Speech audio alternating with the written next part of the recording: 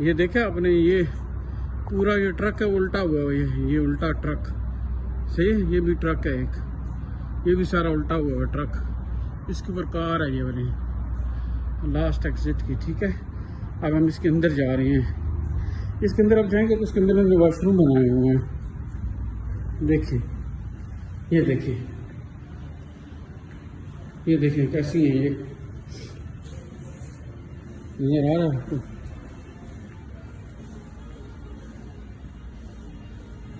ये देखिए, ये नजर आ रहा है आपको? इसकी कोई टिकट वगैरह नहीं है, आप ऐसे जा सकते हैं, जस्ट फॉर अ फन। ये देखिए, देख रहे हैं आप? ये देखिए, क्या कह रहे हैं जी?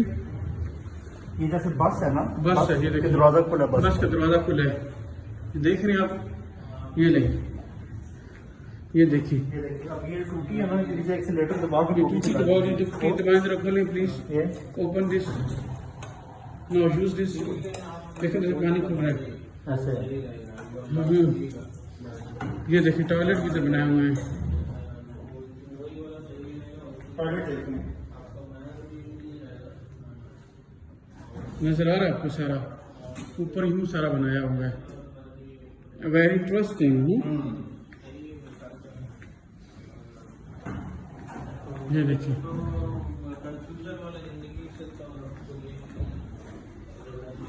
देखा आपने कैसा इंटरेस्टिंग है?